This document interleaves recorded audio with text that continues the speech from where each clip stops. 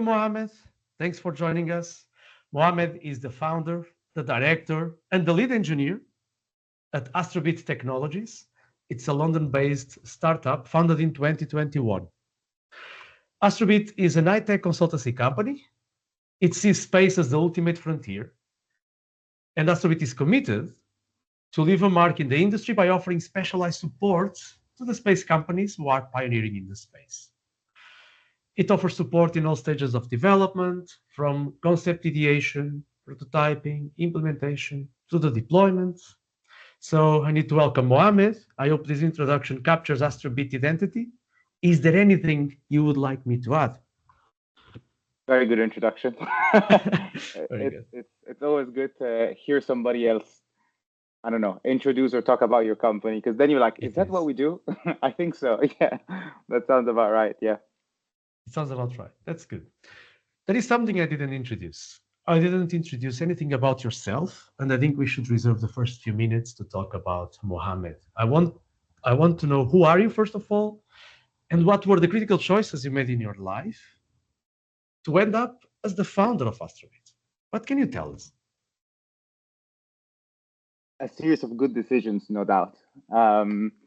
Let's see. I think, I was one of those people that from a very, very young age was very nerdy. And I would play a lot around with electronics and with programming, and I would just turn my house into a mess and, make my parents crazy and all of that sort of stuff. And I remember, like, I started at some point, I must have been 14, 15. I started developing circuit boards. That's kind of like where things started. I actually started like programming a little bit in C++ when I was like 13, 14 for absolutely no reason. You know how most people, like, when they do stuff very young, they do it because they're gaming or they're playing games online and they start to learn hacking. I did a little bit of that, but I was never that much into games. So I just did it purely for nerd reasons. Okay. So I started doing C++, and then I started seeing, microcontrollers and Arduinos and blah, blah, blah. So I started to get into a little bit into that as well. And then I wanted to do my own. So I learned a lot about electronics, and YouTube is an amazing university. You can do, I always say, anything is 2 YouTube tutorials away from learning how to do it, whatever it is. There's so much out there. So I started learning how to do electronics, and I would buy the acid and the copper board and design it and do it at home. And my parents were like, "The hell are you doing? Why have you got acid at home?" I was like, "That's fine." So I was that. I let's say I got into tech really early on, through that way. So much so I started consulting as an engineer. When I was like 16, I started getting my first contracts, and I started doing custom development for companies. And that kind of put me in a bit of an entrepreneurship route that started giving me an entrepreneurship taste, because I started meeting a lot of startup founders back in Rome, which is where I'm from. There is one main startup accelerator in Rome, and so it happens that a few of the companies at the time that were accelerated were looking to build hardware. So they were like, "What? Who's this kid? What is he doing?" And nobody knew that I was in high school. Everybody thought I was like uni or something. So I would go to high school, and then in the afternoon I would go to the startup accelerator and work with the startups there. And when they would ask me, "What year are you in uni?" I was like, "Oh, man, I'm my third." And they would think I'm talking about uni, but I was like third or fourth year of like high school. And yeah, that was funny moments when then they found out. But just by working with all of these companies that were accelerated, I was basically in the accelerator all the time. Like almost every day after school, I would go there and sit at the desk with these companies, and then they would invite me to their pitch sessions, and sometimes they would travel because they won an award from another accelerator, and I would travel with them. A lot of that. So I got a lot of exposure to the startup world and entrepreneurship through that. So yeah, that's sort of what, let's say, formed me earlier on both like the tech world, and then started getting a taste of entrepreneurship, and I was kind of really liking both. So I always knew I was gonna do something to tie them both together.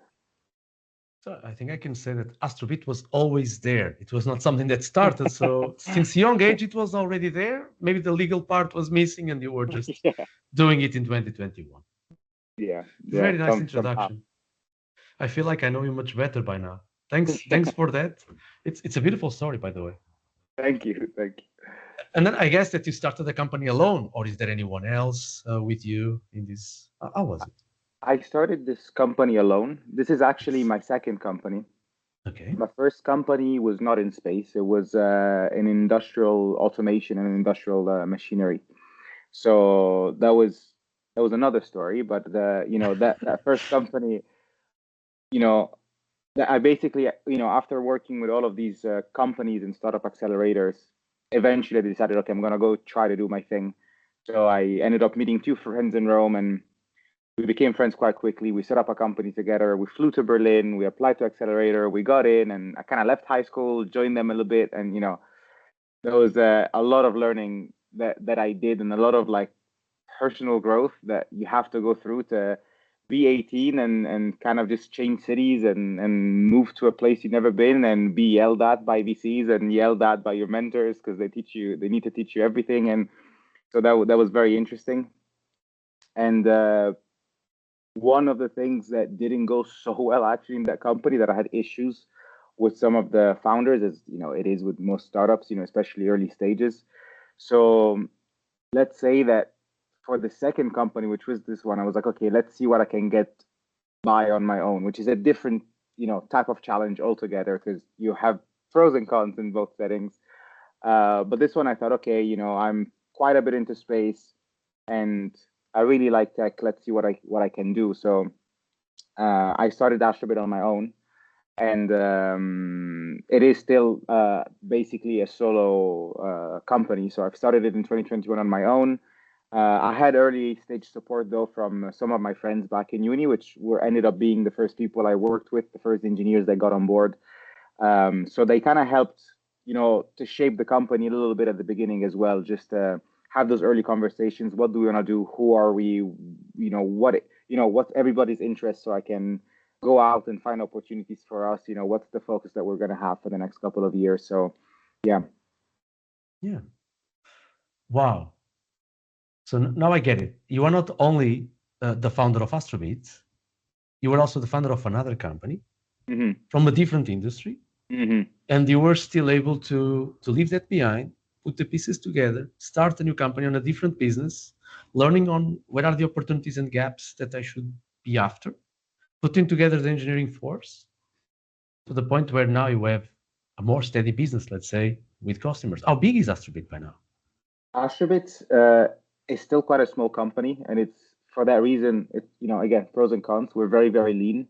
Mhm. However, the team size is quite small. We tend to be around 5, 6 people, depending on the size of the project, depending on the skill set that is Mm. required.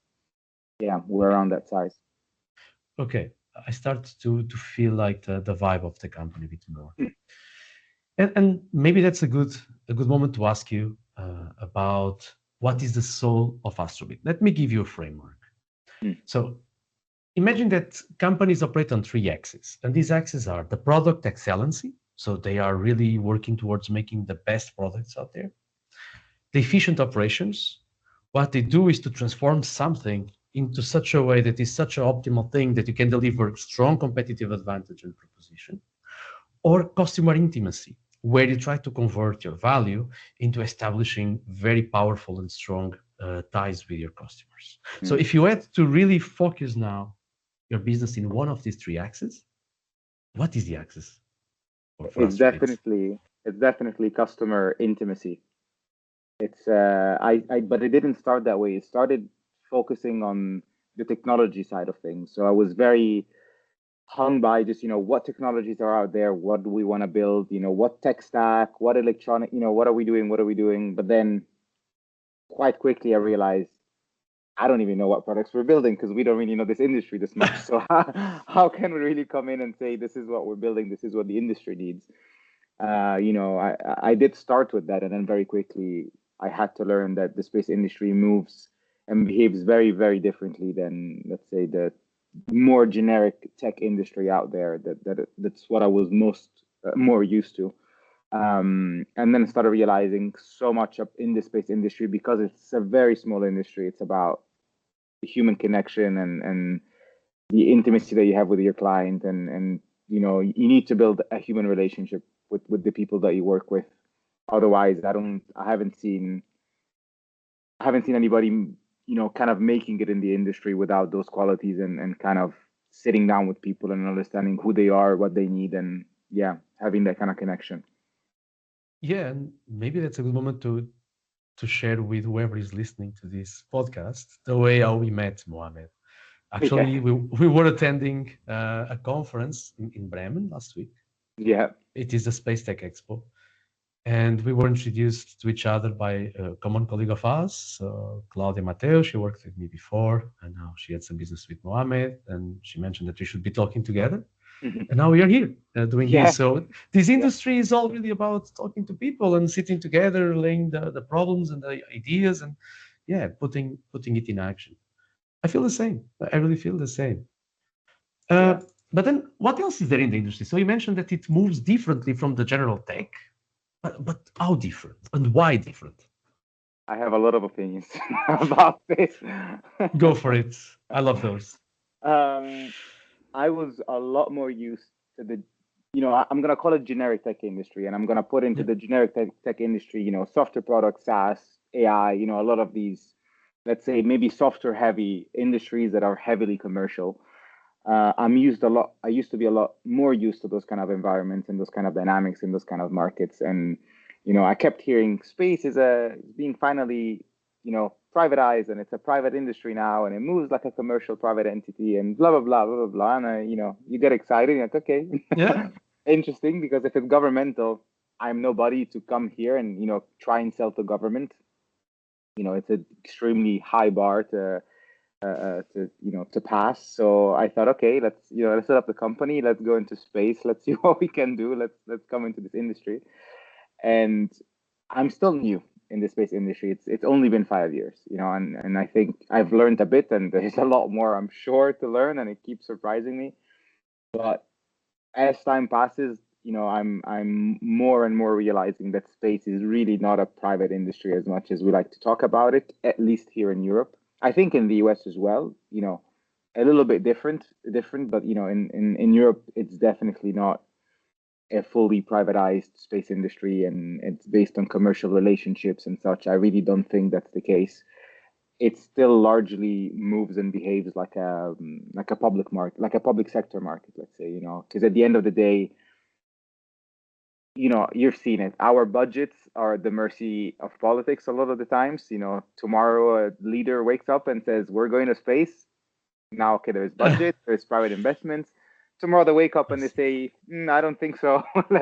let's not go to space." Everybody budget gets cut, and there's a trickle down, and so it's and at the end of the day, governments tend to be the ones that have the requirements, and tends to be the ones that have the need to purchase and procure space assets, and then they tend to be the one paying the bill as well. So it's kind of, in that sense, it's a public industry, but it's a private industry at the same time, in the sense that money changes hands more times than it did before. So maybe if you Okay. talk about the industry earlier on, maybe it was more direct, like government, big corporation, build the satellite, deliver. Now it's, government, big corporation, a bunch of SMEs, smaller companies, and then it goes back again, Yep. delivery to the government.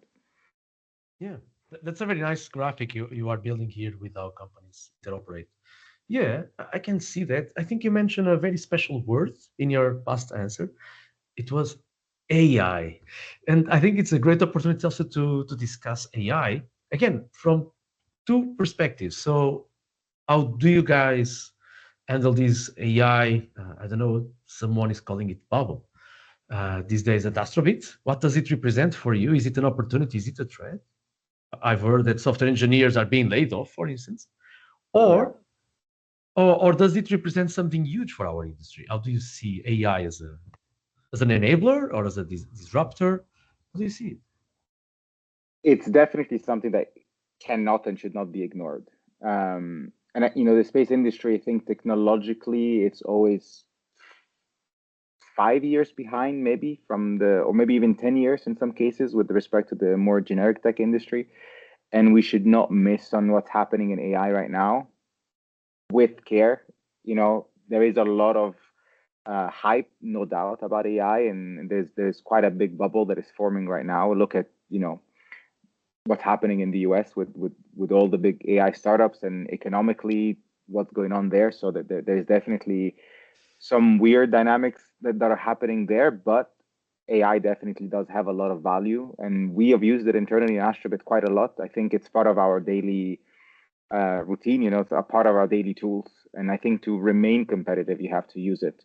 It's not at the point where it's completely independent and you say, okay, I'm going to go build applications completely from scratch or embedded systems completely from scratch or whatever it is, because AI as well is very narrow in that point. They can do quite well with software for web services and desktop software, but for example, if you move into embedded systems, which is a big field, for space, the AI already will struggle a lot more because it's not been trained on it as much as everything else. And if Yep. you're talking about electronics, forget about it. It's just not, it doesn't know what it's talking about, like 99%.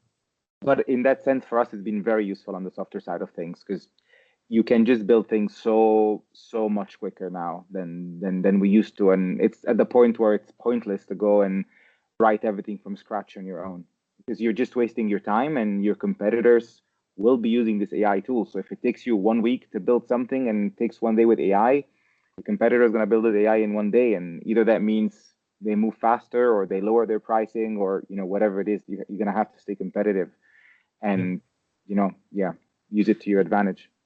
Yes. I also observed that there is sort of a rebound effect here, where the customer expectations is also changing.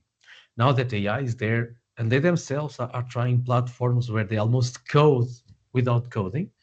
So they also expect more from software companies, that they should be doing things that are really, really difficult and cannot be just prompted into some sort of AI. Mhm. Yeah, so I think it's also pushing a lot on the demand side. Yeah, interesting thoughts you're sharing. And then, yeah, you are mentioning that competitors are, of course, using it, and we shall Mhm. not miss the train. We need to use it with care. I understood that. I noted that. But maybe you can tell me more about your products. So I think that you have some products, your own creations, with some relative success already. Can you tell us more about them and whether they have some AI modules, if you are using AI, some sort of marketing idea to sell it further, or if you are actually using AI to build these Mhm. products? What can you tell us? Yeah, it's definitely on the side of using AI to build the products more than embedding AI into the products. Okay. I've seen a lot of that where there's absolutely no need to do that. And I'm not a fan of slapping the AI, logo, so to speak, or the AI sticker on products just to make them more appealing. I think you should use the right tool in the right context, and that's Mm, the only way really that if it doesn't add anything to the product, it should just not be there. So in terms of products, yes, because we were born as an engineering consultancy company, and we still largely are an engineering consultancy company, but we are starting to transition towards building our own products, like you mentioned, and some of them I shared with you last week when we met. They're still in development, and we were not talking a lot about them publicly yet because okay, we're still talking understood. and building them with our partners. But one of them, it's maybe I can talk a little bit more about that one. It's about ground control software. So that's about a platform, where you can go in and log in and see all your ground segment and help maintain the ground segment, as opposed to, operate it for your mission like you would, if you need to talk via satellites or such. And yeah, we've seen some early success. It's not launched yet. It's still being in trial with our partners and potential clients. And you know, we think it's going to be a successful product in a niche market because it's space is not so big to start with, and then you say, okay, only for ground control, only for ground monitoring, and then you go and Yeah. segment your market further. And their AI has been a very very big help in building it, in the speed with which we're able to build a proof of concept, show it to the client, get feedback, go back, iterate. That has been really really useful. Ah, okay. So clearly, out of these five, six questions that you already answered, something that I noticed that you are definitely very involved at technical level. Mhm. I don't think that you are sitting on a chair checking on your engineers out there. I guess that you are really hands-on doing most of these lines of code yourself. then how can you still find some spare time to manage your team, to lead your team, to inspire your team, and to grow? How can you still do it, given that you are so technically involved? What is your secret there? I wish I had a secret. It's definitely a tough one. I think I do it better now than I used to do it in year one, two, and three. I was actually speaking about this with somebody else in the industry who they manage a technical team in their startup, and but they're being more involved on the business side, and they're going to conferences and such. And he was telling me how do you do both, because they're very different personalities, basically. I think I have the engineering personality where I'm just sitting in the corner of the room on my laptop. It's like, don't talk to me. I'm here. I'm building the software. That's all I want to think about. It's kind of like, my comfort zone. I'm an engineer. I'm a computer scientist. Just don't talk to me. I want to build my software. But then you have to be out there and go to conferences and talk to people, and that's a whole different personality. It's almost like introvert versus extrovert personality. And Yep. in year one, two, and three, I found it really difficult to switch. And my role or my goal almost was to be extroverted enough and to go to these conferences and make relationships and talk to people. And as soon as we get a project, go back and just focus on the development. But then I started realizing I cannot just be doing that. I can't just do one and then the other, and do one and do the other. You have to be able to do both at the same time as much as possible. You have to do the technical development, but then you still have to attend the conference and talk to people and make the relationships and go to dinners and build these, like we called it before, the customer intimacy. So I think you have to be able to mix them both, and you just have to do it. And the more you do it, the easier it gets. I don't think you can just sit at home and think about it. You just have to take yourself out. Even if you don't want to do it, you just want to sit at home. You don't want to get on that flight and go to the conference. You just got to do it. Okay, if we go forward a bit in time and we imagine an Astrobit company that grew a lot, you had a very successful product. It was a huge success even in this very niche market. And suddenly you are 50 people, 60 people. Do you think you still have the ability to keep coding as you would like, or you will become really focused on the customer and business aspects and management and leadership, and you will be able to delegate the software? Or this is something that you really want to keep for you, even in that dimension? To be honest, I went off script. No, yeah. Sorry about that. No, it's a good question. I think if we're going to be 40, 50, 60 people in a few years' time, which I hope we do, but we'll see. We're going to have way better engineers in the company than myself. There's not going to be much of a point in sitting there and say, no, but I want to, write the code for this or do the electronics for that. If I'm hiring 50, 60 people, we're going to have some of the best people, no doubt. So there's no point in me still being involved at a very low level. I would get the people and, maybe then find myself in more building those relationships with the customer, understand what they want, keep an eye on the market, try to stay ahead, and let the people that will know what they're doing better than I will at that point to just keep doing that. Yeah, so I think while you were explaining this perspective, that was very interesting. So if you have 50, 60 people, chances are that you will have very good engineers there. So there is no point in being there. It also shows me I could grasp a bit these almost managed by exception sort of feeling, where, well, leave those that are doing the thing, don't disturb them. Only if there is a problem, I should jump in and try to understand and try to help. So that is a good ingredient to introduce my next topic, that is leadership. How do you consider yourself as a leader? What are your, let's say, key traits that you try to work on to build a leader beyond the founder of Astrobit? Inspire your teams, to motivate them, to grow your company. What are these characteristics that you think you should be working on and you are working on all the time? I think from my experience, inspiring the team is a big one. Yes, people work for salaries and people work for money, but at the end of the day, I think people that choose to work in space, they work in space because they like space. And I think you can see it even just, the amount of money that goes around in the space industry, for instance, is not as big as it is in AI right now and such. So who chooses to not do AI and come in space? there is a Mhm. reason, and I think you have to understand the motivation of why people are in this industry and understand what they want to do, where do they want to grow into, and what kind of work do they want to have. Because if somebody wants to work on launchers and I hire them and we only do ground segment, or the other way around, you're not going to inspire them for long, and you're going to have to let them go, or they're just going to go. And I think it's right for it to be that way. So I think it's important to understand the people that you're working with and what's their motivation for being there, and try to make it interesting to them. I think that's an important one, and keep the motivation up. And hey, personally, my motivation is I'm working on stuff that is advancing the space industry. So you might be working on a mission that you know Yeah, can be used for something potentially even historical, and you had a very little contribution in it, and you're like, hey, there were a few lines of code that we worked on that, and that makes me yeah. proud, and that's And you enough. cannot let your colleagues forget that, right? So you need to keep reminding them. Yeah, especially when you have to do some boring tasks. Sometimes you have to code the boring parts. Yeah, you Mhm. have to do user management of, For just example, whatever. But, it's part of something bigger, and you have to remember that. yeah, I think it's a point where I really connect to what you just said. I do the same, at least personally. Yeah, sometimes things do not go the way I like, and I end up doing something that was not exactly what I was hoping for. Let's put it this way, very diplomatic. And then I try to remember, okay, but this will still be committed into a repository that will be used for this and that mission that has this and that purpose. And I need to feel proud of that. Hmm.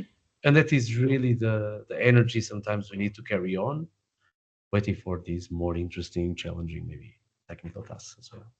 Yeah. It's a very good point. So it's a very important trait of a leader in the space industry to know that he's working with people that is possibly there or probably there because they care about space. It represents a lot to them, and you want to remind them from time to time, hey, look, what we're doing here is not selling shoes. Is something way more important. I'm saying selling shoes because, for example, Zalando, as you may know, they use amazing technology. I think from the Hmm. tech point of view, it must be like a paradise for a software engineer, right? Yeah. They have a Yeah. great stack, all the tools and so forth. Yeah, but ultimately, you are still selling shoes. In space, you have maybe the opposite paradigm, where maybe the technology is not as great. You are still 5 or 10 years behind, as you suggested, if you're lucky. And Speaking from but experience, huh? yeah, sometimes, yeah. But then what you're doing is a whole different purpose. And actually, I'm not criticizing Zalando. I think it's an amazing company. I'm a No, huge they are. customer of it. Yeah, Yeah, yeah. No doubt. exactly. So I would like now to have your advice. So there are possibly um, people who would like to become a founder of a startup, of a company starting a business out there, that they are not doing the next step, maybe because they're afraid of something, risks are high, the stakes are high. What is your advice for these people? How can you help them with some words to do this step? It's a difficult one. Or maybe not so difficult. I think for me, it was somewhat straightforward. Um, I think if you've been exposed maybe to entrepreneurship like I had when I was younger, you always have an itch that you just want to go out and do something. Sometimes having a job is okay, but in all the jobs I had, I was never, there was always something I wanted to do more. I wanted to do my thing, you run my show a little bit, and I, never had the opportunity to do that. Working for a company. So I think I almost want to say, if you're perfectly happy working for a company, maybe you should do that, because that's good. It's a safer path. It's a more comfortable path. But if you do have an itch, you should definitely listen to that itch and try to understand where is that coming from. What do you want to do? And if it's your first time and you want to try it, I think you definitely should try it. I think the more time you think about it, sometimes, there's a bit of a law of diminishing returns there. You can sit in your room and think about what you want to build for the next 5 years, but it's not gonna go anywhere. You don't know if you're gonna do it. You don't know if the product is good. You don't know if your idea is good. If you don't go out there, try to talk to people, see if your idea is even worth anything, if anybody wants to listen to it. And then if you get some good feedback and you want to try it, you should. I think the older we get, the harder it becomes. You have more responsibilities, more bills to pay. Life gets in Yeah, the way in many, many ways. So absolutely. if you have an idea and you want to try it and you're convinced, just go do it. It's better to fail early, even age-wise, than later on. And the earlier you fail, the better it is, and you learn. And then maybe you don't fail. Who knows? But at least you're gonna learn something for it, and if Mm. it's for you. Yeah, I think it's a very good advice. And so yeah, there are people out there that are working for other people and they feel happy doing so. Yeah, by all means. One is used to say that it's the cheapest way of doing it. You don't need to invest, you don't need to take the risk. In principle, your salary is there, Hmm. and that's very comfortable. But yeah, if you want to run the show, to be the protagonist, to be the one, if you have this ambition, yeah, I can imagine. It's the Yeah. environment. Cool. We're almost done with this interview. I still have two more questions if you're fine with it. Hmm. And the first one is about success. How do you describe success? What is success in the end, from your point of view? How would you say that something at Astrobit is successful? I think there's two versions of it. There's maybe a definition of success for the company and a definition of success for myself running the company. Okay. And I Tell me think for both. my, I'll tell you both. Perfect.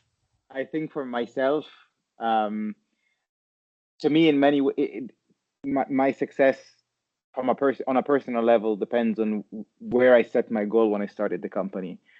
And specifically for this one, my goal was I want to come into an industry that I haven't been in before, and I want to contribute to it in a meaningful way. I want to build something that people actually use. I want to build code that gets used in missions. I want to work on engines that then actually get tested, whatever it is.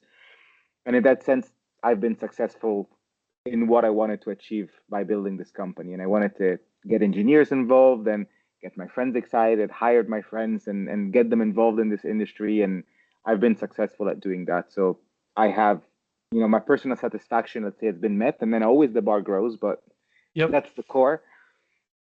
And as far as the company is concerned, it's about, how many relationships have I built with clients? How, are we signing LOIs and MOUs? Are companies finding us interesting? Are they finding our service interesting? And that's also why we're pivoting a little bit more towards products than just services, because we see, by working with many clients, at some point you say, hey, I think somebody could use this thing. We've seen it enough. I think if you, I think a product here can really help people. So it's Yeah. about, yeah, helping the customer and understanding what's going on and contributing as a company effort into building something that then gets actually used and not something that somebody looks at and say, yeah, this is very interesting. We paid whatever for it, but we're never gonna use it. No, like that's, if we do that as a company, it's not successful, and there's no satisfaction from that. It needs to be something that actually gets used, actually pushes a company forward. Maybe we saved a startup 2-3 years time by helping them co-develop. Yep. That's successful to us. That is it. Yeah. So I would say that you have your own ambitions, your own goals, your company as well, it has goals. And for you, success is to meet those goals. Then you redefine, you set the bar higher, you try to meet them again, and then you call it a success. Yeah. I think it's Yeah. a pretty clear definition. And I think I can adopt this one. It's easy to communicate at least. Yeah. And lastly, what is there ahead of you? So is there any exciting development in your roadmap that you would like to share? Any events that you are attending? Any special deals to acquire your products? What do you want to share? Yeah. Free licenses for everybody Yeah. listening to this Yeah. channel with the code. Use Yeah. Mo10 for 10% off checkout. Exactly. Indeed. It's a new uh, niche. we let's say the interesting developments that we had, and it's been quite new, I would say past 6 months to a year, is about the product's roadmap. And one we talked about already, it's the working with ground station operators to see where we can help them. And another one is in launcher telemetry. This is another area that we're working with launch partners, and that to me is very exciting because it's a very interesting market, a very exciting market, because it almost encompasses all the technology that you can touch in the space industry. So that is very exciting from a nerd perspective. And I think it's exciting from a market perspective as well, even though it's quite niche, but I think it has many applications outside of the space industry as well. And that's something interesting about space. A lot of times, if it works for space, Yeah. definitely works in other stuff. And space can be the test bed actually for a lot of technologies. And then, you bring them back in other contexts. And we're thinking very much of doing that with the telemetry system. Okay. That's exciting indeed. Hmm. Yeah. So I think this concludes my questions. So I can basically free you so that you can go back to your engineering life. Don't disturb me. I want to go. Yeah. But of course, I cannot live without wishing you all the best to you, to Astrobit, to your future roadmap. I want to hear more about your products that are currently being forged as we speak. It was really a great pleasure.